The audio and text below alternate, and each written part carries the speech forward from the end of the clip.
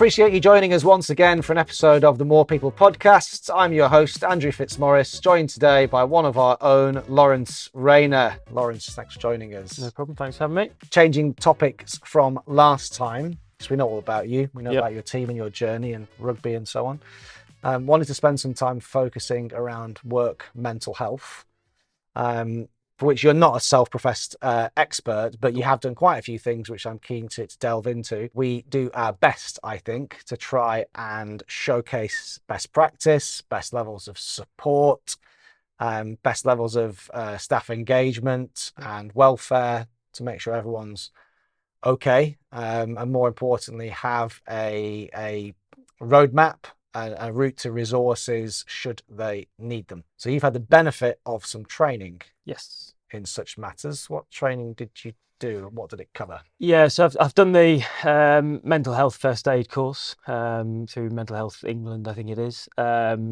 It's the first thing you really learn is that we're not mental health practitioners. We're not specialists in it.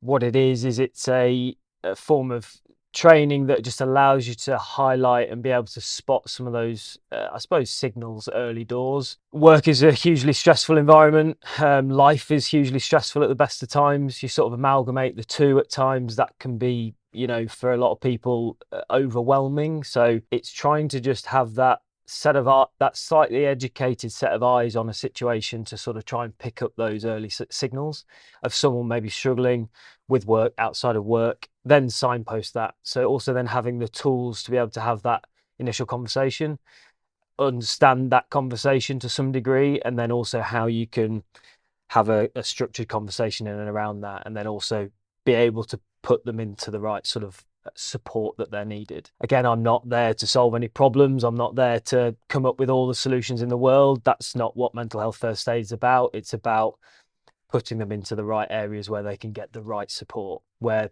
a lot of people don't know the resource that's available to them in life, just in general, let alone in the workplace, and the stigma that sometimes can sort of accumulate in the workplace as well. It's a very old-fashioned way, but anyone that sort of relates to stress or anxiety, it's sort of deemed like a bit of you can't be stressed, you can't have that anxiety level, you can't be depressed, or else you'll sort of get fired. That's sort of the way that it has worked in times gone by. So it's just trying to normalize that and get rid of the stigma, and also have that conversation, make people feel comfortable in a place that they're in 80% of their life. In and amongst our values, we have one team. Yep. As one of the values at More People, and I think we do a really good job of being one team. There's lots of different personalities, but there's one sales floor. Yep. Everybody is within 5-6 feet of somebody else, and all 35 people are in one room. I think we have a reasonable amount of EQ, emotional intelligence, as a business, and hopefully maybe it's an innate trait for recruiters to try and have that emotional intelligence, because you are trying to deal with humans at all times. So I think we're pretty good at recognizing how everyone's getting on in a team, and to have some nominated people who can pick up on those things or are a go-to support line. Yeah. What are we looking for though? How do you go about identifying the traits of for someone who's struggling? The most sort of punchy way of describing it is actually the ones that aren't showing anything. That's the hardest bit. A lot of people, everyone has their different personalities, and that's the beauty about work, that's the beauty about humans. But the ones that sort of show their emotions on their sleeves are the ones that are easy to pick up, right? And it's the ones that you sort of go, oh, they're not quite themselves today. And you sort of, that's very easy to sort of highlight and have that conversation. But it's the ones, that sort of keep coming into work. You don't really hear too much from them. They're just themselves all the time. They don't really open up. There's little signs like, being the first in the office. That is sort of a badge of honor, can be, but it also can be a red flag in the sense of they don't want to be at home. You sort of think of it like, actually, yeah, that's a really good thing to be in the workplace, but people don't want to be at home, so they're in first, last out. Right, where's that work-life balance? How are they actually handling the stresses of everything? Could be a conversation starter. Just eating habits and people gaining, gaining weight and things like that, and not physically looking after themselves. Someone's been going to the gym and exercising, then suddenly drops off the wagon, and suddenly eating patterns change and stuff like that. You're not sort of picking everyone's habits to part, because I personally don't have time to do that. But if you spot something or someone else is aware of it, you can then sort of think, okay, something might be going on here.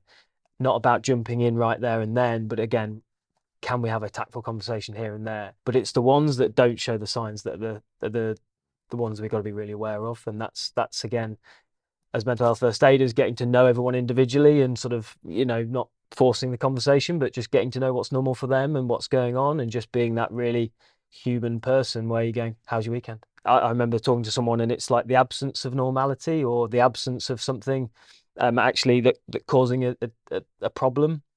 Didn't really do anything at the weekend. That might seem normal for a lot of people, but actually, is it?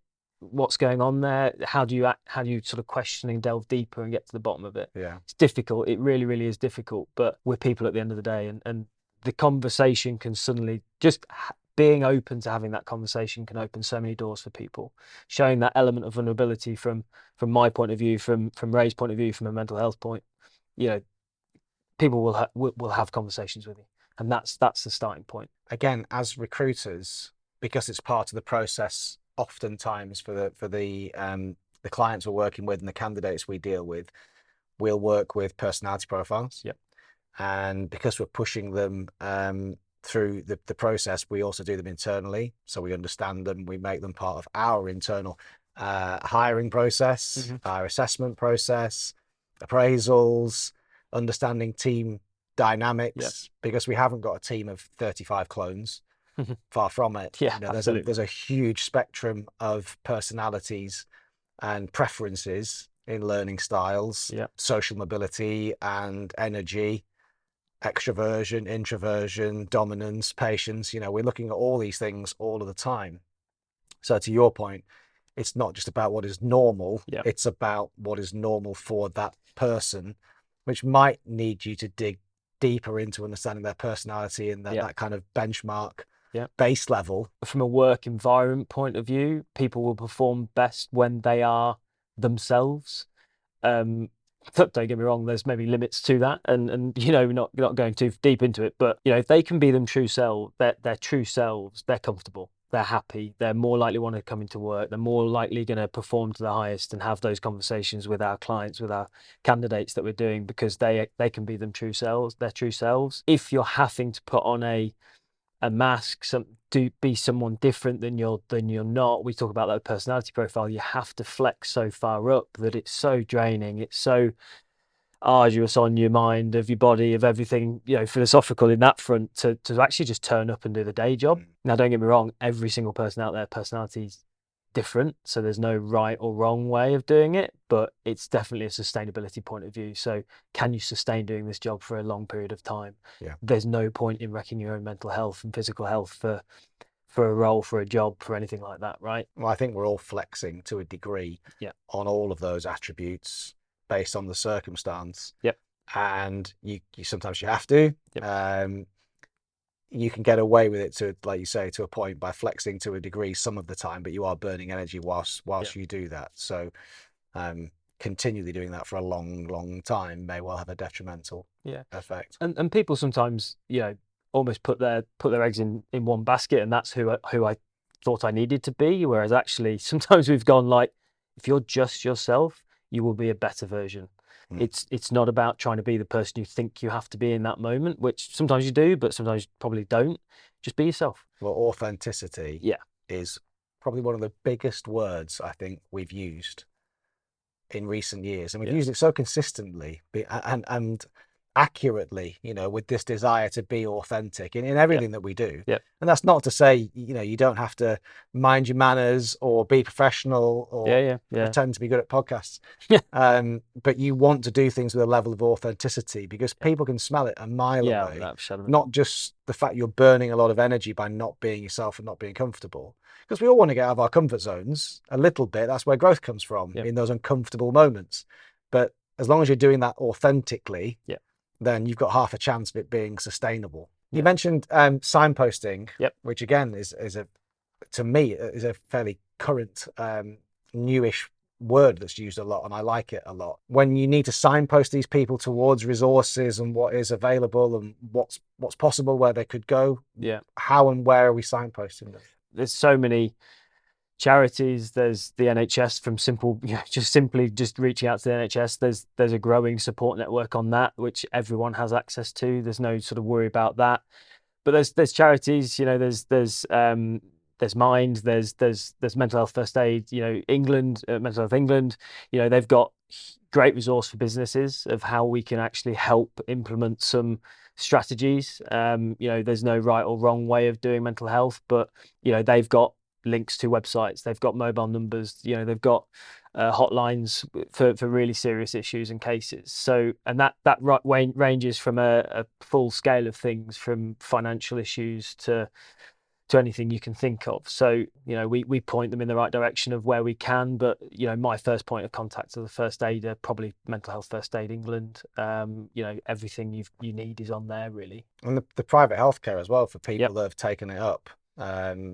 I know you can access Yep. more than probably one would think. Yeah, absolutely. Through those channels, and that's something you've already paid for in effect. Yep. So you might as well use it. Definitely, yeah. It's funny sort of having the chat around people that have been here over a year now. But what do we get with this? And my team are like, no, use it. You get X amount of sort of financial ability to use it towards mental health, and that's awesome.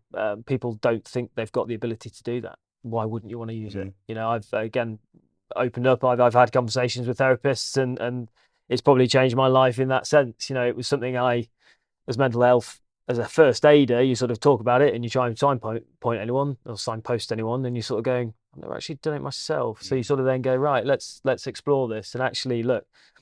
You find the professional that suits you. You go into it, and go into it with an open mind. You don't have to be at the end of your tether to sort of seek this support and help. You can feel as though you're doing all right. It's just a preventative as much as a sort of a reactive thing, and that's probably the beauty of it all. If you're having the conversations early, people aren't afraid of it. What about the role of mentoring? And I'm thinking we've rolled out recently a buddy system for new starters to help new starters navigate the new job and where things are kept and what the norms are and what the social groups are and what's expected of them above and beyond all the obvious target stuff that they're trained on.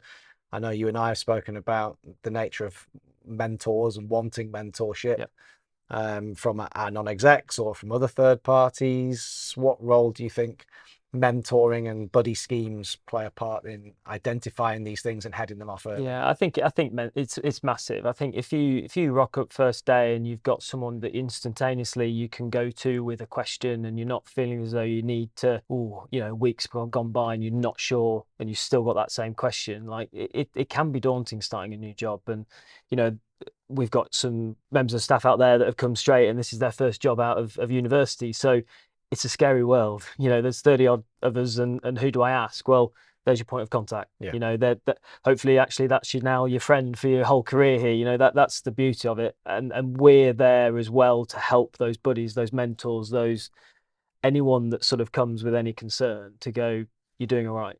Have the conversations, be open to it. Don't feel as though you need all the solutions and stuff like that. And then we can help people go through that. We don't have to just jump in. Mentoring, you sort of get through life lessons as well. You can bounce ideas off. You can, it doesn't have to be just about, where the toilets are, where the coffee machine is. It can be, how do you get through the first sort of 3 weeks? How do you then scale up in the business, and how do you sort of manage up? It can be anything you want to, but as long as someone's got that almost safe space to do that, that's what we want to try and encourage. Great point to finish on. Thank you.